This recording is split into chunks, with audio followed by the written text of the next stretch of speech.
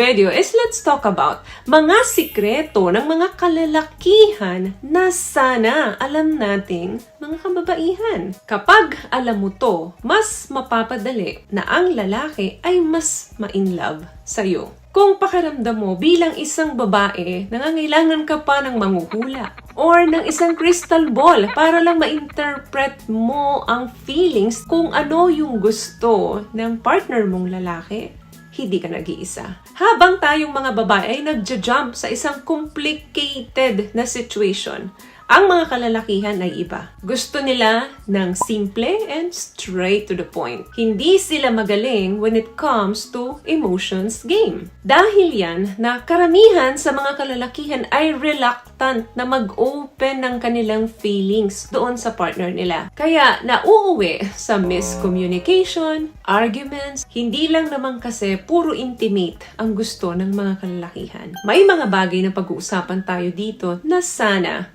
alam mo. Number 1, room to chase. Anong ibig kong sabihin dito? Alam mo yung the thrill of the chase. Nandun yung excitement nila kapag meron silang bagay na pinaghihirapan. Pag meron silang gusto, gagawin nila yun. Paghihirapan nila yun. At once na nakuha nila yun, best feeling yun para sa kanila. Mas tumataas yung kanilang ego and pride. Minsan, during dating stage, tayong mga kababaihan na unconsciously nabablock na natin yon.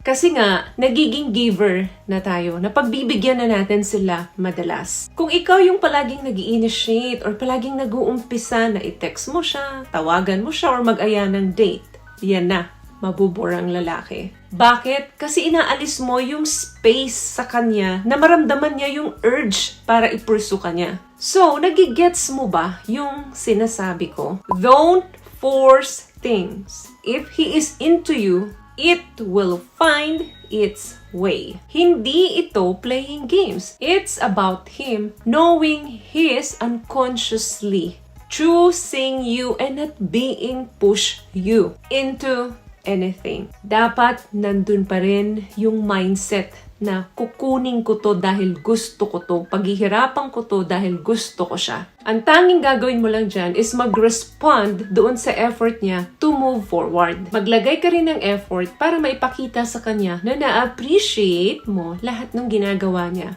para sa'yo. What I love about this product, itong No More Dark Secret ng K-Skin, bukod sa may advanced whitening na siya na kung saan pwede niyang matulungan na pumuti yung mga singit-singit mo, moisturizing, meron siyang anti-irritation, antibacterial, maintain healthy pH level. Hindi lang pambabae, meron din po tayong pang-lalaki. Number 2, respect. Alam niyo ba na karamihan sa mga lalaki, mas mahalaga na nire-respeto sila over sex?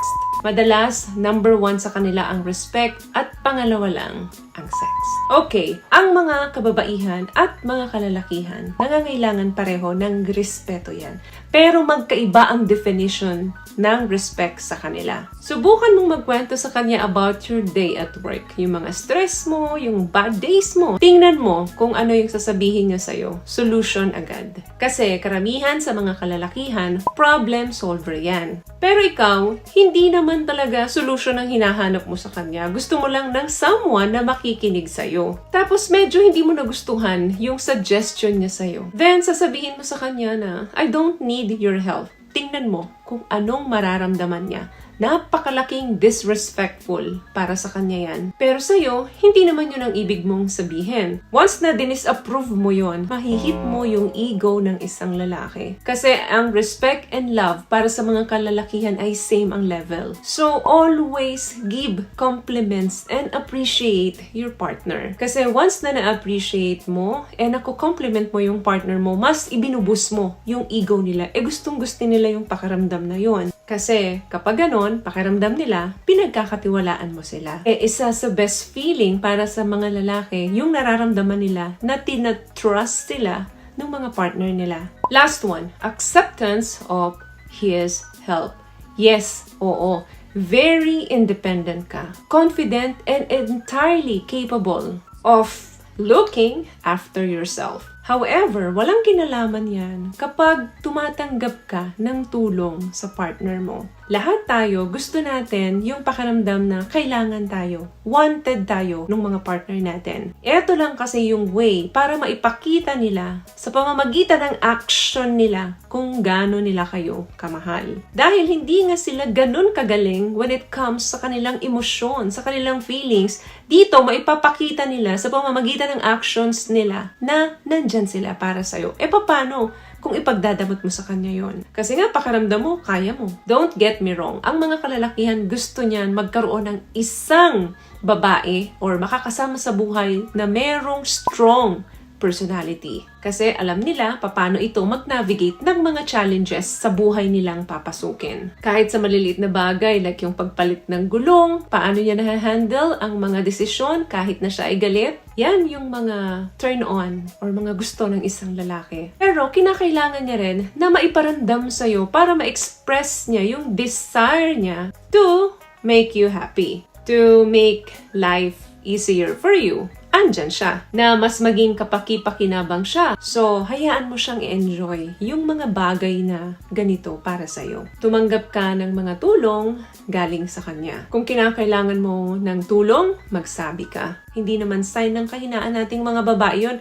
Once na nag-open tayo na kailangan natin ng help from them. Masarap din sa pakiramdam na alam nila na they are needed, they are wanted.